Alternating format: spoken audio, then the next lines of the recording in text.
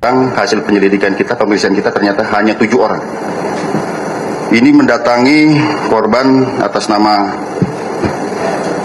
Elizabeth Clara ya, di apartemen Casa Grande. Tapi sebelumnya bertemu dengan supirnya dulu, kemudian tiba-tiba merampas kunci mobil ini. Dan menurut keterangan supir, pelaku ini mengancam, saya bunuh kamu. Ini hasil pemeriksaan, saya bunuh kamu. Diambil kuncinya, ambil mobilnya, masuk ke dalam, ketemu korban Elizabeth Clara ini ya. Kemudian terjadi perdebatan untuk menunjukkan dokumen, surat tugas dan sebagainya yang sebagai persyaratan dalam penarikan. Kemudian dicoba ditengahi oleh Babin Kaptipmas yang memang sedang bertugas di sana, yang salah tugasnya adalah melaksanakan problem solving sebagai problem solver antara masyarakat ya. Karena memang terjadi hal seperti itu akan didamai, justru diadakan perlawan oleh kelompok itu.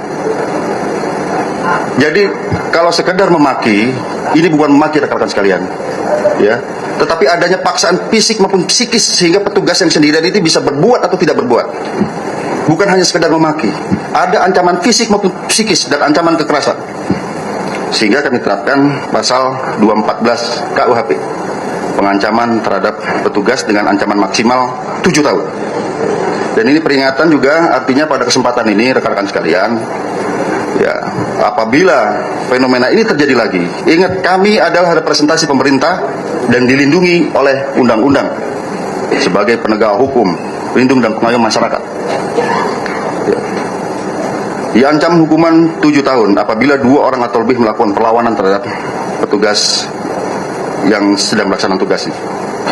Oleh karenanya, kemudian ada LP baru lagi yang dilaporkan oleh saudari Elizabeth Clara ini. Kita konstruksikan pasalnya antara lain adalah pasal 365 pencurian dengan kekerasan, pasal pemerasan, dan juga perbuatan tidak menyenangkan. Sebagaimana kita ketahui dalam undang-undang fidusia, nanti akan dijelaskan baik oleh perwakilan dari Asosiasi Perusahaan Pembiayaan ya, kemudian dari OJK juga akan jelaskan. Yang jelas ya, apabila ada cedera janji ataupun wan prestasi antara debitur dengan kreditur ya, kemudian tidak terjadi kesepakatan ya, itu tidak serta-merta penerima fidusia ataupun yang mewakilkan pada debt collector bisa mengambil secara paksa kendaraan itu, bisa melalui penetapan pengadilan. Apabila ini tetap dilakukan, maka yang terjadi adalah tindak pidana. Nah, ini supaya masyarakat juga paham ya, jangan sampai nanti tiba-tiba debt collector yang memaksa mengambil itu menjadi tindak pidana baru. Nah, apalagi kita rangkaikan tadi ada perlawanan terhadap petugas, kita konstruksikan dengan pasal ini. Sekarang sedang kita adakan pemeriksaan terhadap pelaku 7 orang ini. Kami respon cepat, kita tangkap pada hari pertama 2 orang. Kemudian baru tadi pagi tiba dari Provinsi Maluku ya, Pulau Saparua ya. Dari Ambon 2 jam lagi nyebrang laut kita tangkap. Jadi kita serius dalam menangani ini, keresahan publik ini. Dan kami masih mengejar 4 orang yang lain ya. Jadi dalam konstruksi pasal kami ada perbuatan melawan hukum ya. Walaupun yang bersangkutan membawa surat perintah tugas dan sebagainya, itu menjadi instrumental delik, alat kejahatan, karena yang terjadi adalah paksaan dan ancaman kekerasan. Kami sedang mengejar 4 orang lagi. Yang pertama bernama Eric Johnson Saputra Simangunsong ya, kalau di media sosial itu yang garis-garis biru ini. Dan ternyata yang bersangkutan ini residivis ya, residivis di Banyumas kasus penganiayaan ya. Kemudian ada 3 orang lagi, inisialnya BL, JM, JH. Oleh karenanya pada kesempatan ini rekan-rekan sekalian, kami menghimbau terhadap orang-orang ini agar segera menyerahkan diri, karena kami akan kejar terus. Dan setelah ini aku akan sebar daftar pencarian orang termasuk foto-fotonya ke seluruh kantor kepolisian untuk sama-sama menangkap yang orang itu. Ya. Ini tidak boleh lagi terjadi perlawanan terhadap petugas dan juga mengintimidasi masyarakat, tidak boleh terjadi. Ini contoh yang sangat buruk. Oleh karenanya kami pada kesempatan ini ingin memberikan deterrence secara spesialis buat ini maupun secara generalis. Jangan ada yang coba-coba lagi, debt collector lagi, preman-preman yang lain berbuat seperti ini.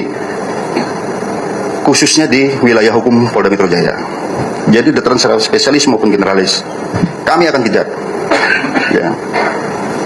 Oleh karenanya rekan-rekan sekalian, ini penyidikan sedang berlangsung. Ya, memang karakteristik premanisme ini rekan-rekan sekalian itu ada yang namanya fenomena silent sound, suara-suara diam. Masyarakat itu sebenarnya takut, resah. Tapi kalau mau melaporkan ke polisi, dia juga takut karena diancam. Ini terjadi. Kami dapat laporan dari beberapa wilayah, dan kami sudah berkoordinasi dengan criminal justice system, pihak kejaksaan dan lain sebagainya, bagaimana melindungi pelapor sehingga tidak terjadi lagi fenomena silent sound ini. Tidak ada terjadi fenomena masyarakat takut terhadap aksi premanisme yang terjadi dan membuat resah warganya. Dan kami juga sejak viralnya kasus ini banyak menerima laporan ancaman-ancaman. Ya, kami ada rekamannya semua, sehingga orang ini takut lapor ke kepolisian. Jadi ini tanggung jawab kita bersama. Kalau ada fenomena seperti ini, segera laporkan ke pihak kepolisian. Direktif Kapolda Metro Jaya dan juga perintah Bapak Kapolri berantas premanisme. Tidak ada lagi terjadi intimidasi terhadap warga, terjadi ancaman-ancaman dan menimbulkan keresahan ataupun fear of crime di kalangan masyarakat. Saya kira demikian.